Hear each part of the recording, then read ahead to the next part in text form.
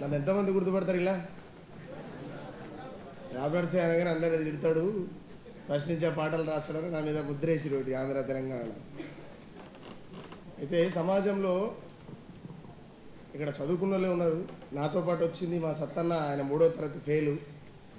మా music director నాకు సొంత తమ్ముళ్ళలాగా అఖిలేష్ గోకు, నా పాటలకు అన్నిటికీ ఆయనే కొడుతుంటాడు. ఆయన 10th ఫెయిల్, నేను 7th ఫెయిల్. అయితే ఇక్కడ విచిత్రమైనటువంటి విషయం ఏంటి అని అంటే, విద్య లేని వాడు వింత పశువు అంటారు ఎక్కడైనా, అవునా కదా?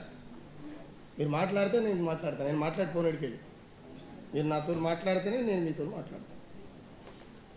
ఏంది విద్య లేని వాడు వింత పశువు అంటారు, అంతే కదా? కానీ నేను ఒక టైంలో విద్య కలిగిన వింత పశువును చూసిన, ఎందుకు అంటే నాకు చాలా విచిత్రం వేసింది. మరి ఏ గురువు ఆయనకు చెప్పలేదు ఆ పాఠం, నాకు అర్థం కాలేదు. మనిషిని మనిషిగా చూడలేని తత్వం, మనిషిని మనిషిగా చూసే పద్ధతిని పాత బావుళ్ళ మూట కట్టి ఇసిరేస్తారో ఏమో, అహంకారం నలుదిక్కులా కుంపటై కూసుంటుందో ఏమో, వలకర సంపాదనకు అలవాటు పడి జాలి లేకుండా జనిగై పీడిస్తాడు. వారి మీద వీని మీద పడి కుళ్ళు కుతంత్రాలతో కూడబెట్టుకున్న డబ్బును దాపు చేసుకొని పక్క వాళ్ళని వెకిలి నవ్వుతూ పలకరిస్తాడు.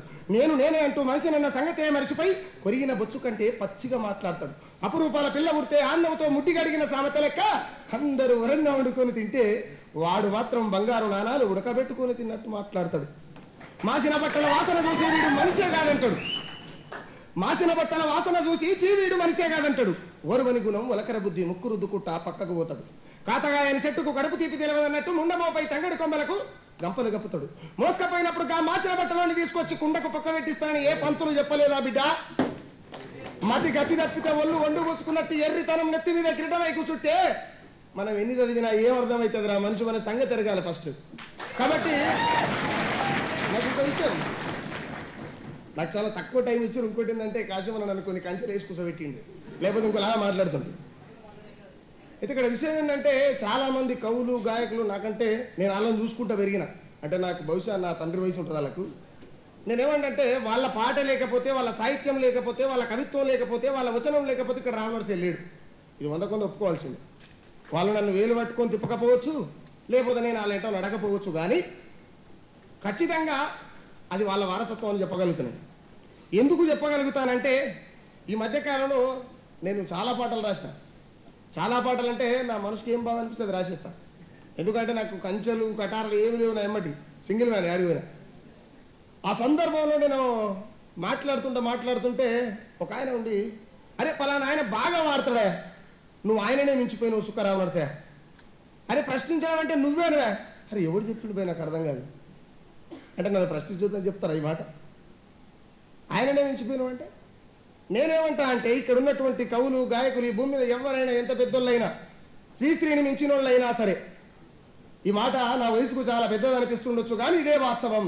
ఎందుకు అనంటే మా అమ్మ నన్ను కనేటప్పుడు, మా అమ్మ అంటే మీ అమ్మ కూడా, అందరూ అమ్మ లేకుండా ఎవరో లేం కదా, నేనేమంటా మా అమ్మ నన్ను కనేటప్పుడు తీసేటువంటి పురిటి లొక్కున రాగాన్ని మించినటువంటి రాగం తీయగలుగుతాడా ఈ భూమి మీద ఎవరైనా అని అడుగుతాను.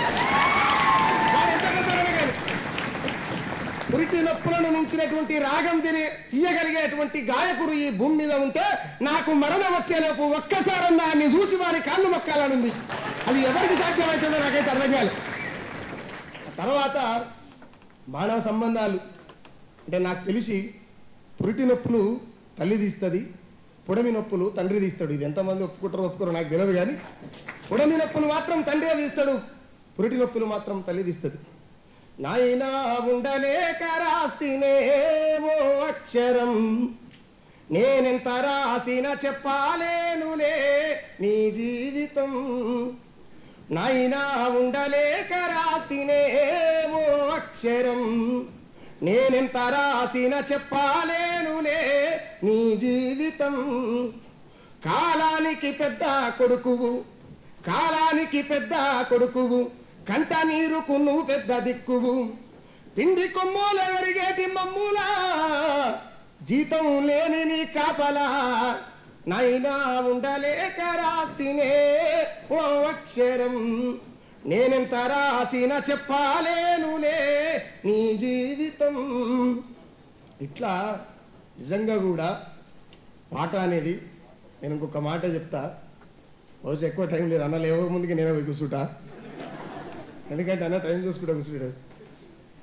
విషయం ఏంటి అంటే మానవ సంబంధాల కంటే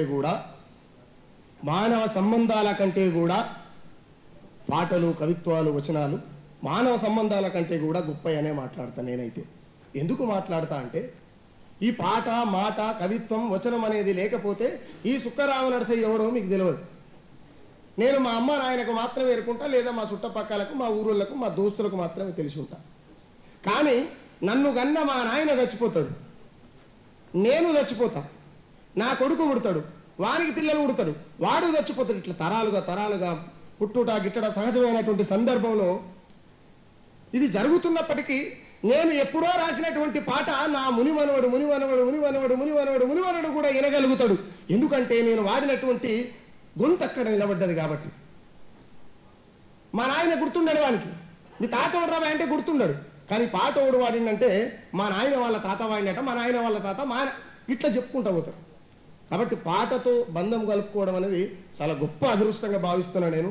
ఆ పాట నాకు వచ్చినందుకు, నేను పుట్టినటువంటి నేపథ్యం, నేను పెరిగినటువంటి నేపథ్యం, నేను చూసినటువంటి దుఃఖం నన్ను ఇక్కడ దాకా పట్టుకొచ్చింది.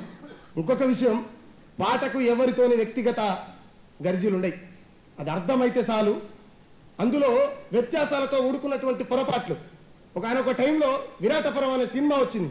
వచ్చిన తర్వాత నేను చాలా వెయిట్ చేసిన సినిమాలు చూడాలని ప్రామిస్ చేస్తున్నా. నేను సినిమాలు చూడను అసలు, ఏమైనా ఎర్రగడ్డ సినిమాలు వస్తేనే చూస్తాను, ఎందుకంటే చిన్నప్పుడు అడ్డు పెరిగినాయి కాబట్టి నాకు ఇవన్నీ తెలియదు.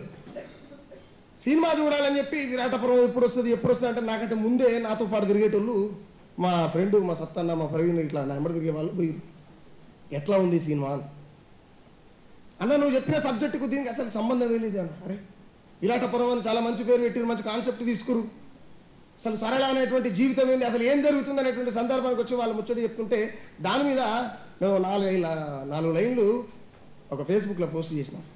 తప్పుకు పొరపాటుకు మధ్య వ్యత్యాసం తెలవని పెట్టుబడే రాని విరాటపురం అని అన్న తర్వాత చాలా పెద్ద పంచాయతీ. అరే తప్పుకు పొరపాటుకు మధ్య వ్యత్యాసం తెలవని పెట్టుబడిని విరాటపురం అని మాట్లాడి. ద సేమ్ టైం ఇక్కడ పాటకు కావచ్చు, కవిత్వానికి కావచ్చు, పర్సనల్ గర్జ అనేది ఏమీ ఉండదు. కాకపోతే కొన్ని సందర్భాలలో మనసుకు బాధ కలుగుతుంది. ఆ బాధ కలిగినప్పుడే పాట వస్తుంది. ఆ పాట మాట అవుతుంది, మాట విప్లవం అవుతుంది. వాళ్ళు చెప్పిన మాటలు ఇవన్నీ కూడా వాళ్ళు చెప్పినవి. నేను కొత్తగా నేర్చుకోలేదు. ఎందుకు అనంటే నాకు పంతులే లేడు కదా, నాకు పంతులే లేడు. నేను కొత్తగా నేర్చుకుంటానికి ఆయన చెప్పినందుకు నాకు పంతులు లేడు. వాళ్ళు మాట్లాడినటువంటి ఆ శబ్ద తరంగా నా చెవులలో నుంచి నా మెదళ్ళకు పోయింది కాబట్టి రిటర్న్ నేను మళ్ళీ మాట్లాడగలుగుతున్నాను. అంతే తప్ప నాకు పెద్దగా ఏం తెలియదు. నన్ను ఆహ్వానించి ఈ కవితా దుందుటి వేదికకు, అదేవిధంగా ప్రొఫెసర్ కాశీమన్నకు, గోరెటి వెంకన్నకు, నాతో పాటు ఉన్నటువంటి కవులు, గాయకులందరికీ, ముఖ్యంగా ఏ కవి అయినా అన్న ఒక్క నిమిషం, ఏ కవి అయినా, ఏ గాయకుడైనా ఇక్కడున్నటువంటి విద్యార్థులు, మేధావులు, వీళ్ళ జీవితం ప్రతి ఒక్క పాటలో ఉంటుంది. మీ జీవితం లేకుండా పాట ఎవరు రాయలేరమ్మా.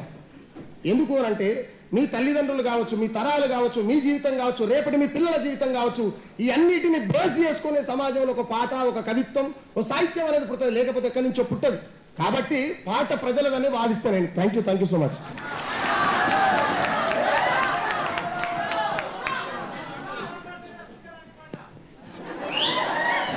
ఏసుతో పాటనే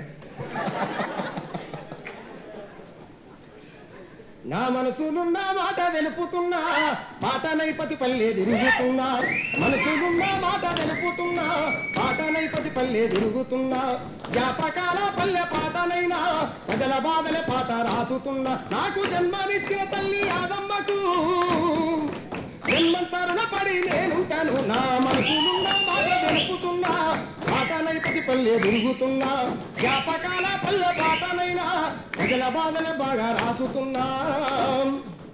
ఈ కళాకారులు అనగానే వాళ్ళకేంది పోయి పోతే వేదికలు ఎక్కుతారు, సపోర్ట్లు కొడతారు, పైసలు ఇస్తారు, వాళ్ళకేంది పోయి అని అనుకుంటారు కదా మీరు కదా. ఇప్పుడు తెల్ల పుల్లలు వచ్చినాం ఆ బట్టలు వేసుకుని, మా లోపల ఎంగి లోపల ఉన్న బగన్లు ఎన్ని పొక్కలు వంగి ఏం తెలియదు, తెల్లగా పడతాం కదా.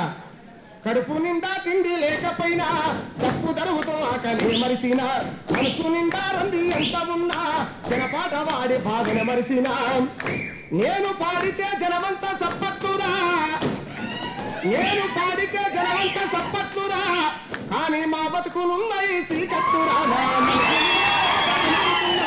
మాటనైపది పల్లె తిరుగుతున్నా మనసులున్న మాట వెలుపుతున్నా మాటనైపది పల్లె తిరుగుతున్నా రూపమే లేదా పాటమ్మకు రూపమని ఉందా పాటమ్మకు లేదు కదా రూపమే లేదా పాటమ్మకు తిరిగింది మాయమ్మ ఊరూరుకు రూపమే లేదా పాటమ్మకు తిరిగింది ఊరూరు పాటమ్మకు ఏం చదువురానులని గుట్టెక్కుకుంటే మా అమ్మ పాట పాడుతుంది గుట్ట దిగుకుంటే మా అమ్మకు మా సంగీతం ఏం తెలియదు సంగీతం నాకెక్కడిది ఇప్పుడు సంగీతాలు సరిగవాలని సంగీతం మా అమ్మకి తెలియదు కదా మా అమ్మ వాళ్ళు నాకడ బాగుపడుతుంది అంటే ఈ పాట అనేది ఎంత గొప్పది అంటే వెన్ను తట్టి నన్ను లేపిందిరా ప్రజాపోరు పాట నేర్పిందిరా వెన్ను తట్టి నన్ను లేపిందిరా ప్రజాపోరు పాట నేర్పిందిరా ఇక్కడున్నోళ్ళు బయట ఉన్నోళ్ళు ఈ మొత్తం మీద సమాజంలో ఉన్నోళ్ళు ఈ భూమండలం మీద ఉన్నటువంటి మనుషులు అందరోలే సాగు నాకున్నది మీతో పాటు నేను కూడా ఎవరు చాలుగా అవునా కదా అందరోలే సాగు నాకున్నది కానీ మా పాటకు మరణం ఏడున్నది పాటనైపది పల్లె తిరుగుతున్నా జ్ఞాపకాల పల్లె పాటనైనా జల బాధల పాట రాసుతున్నా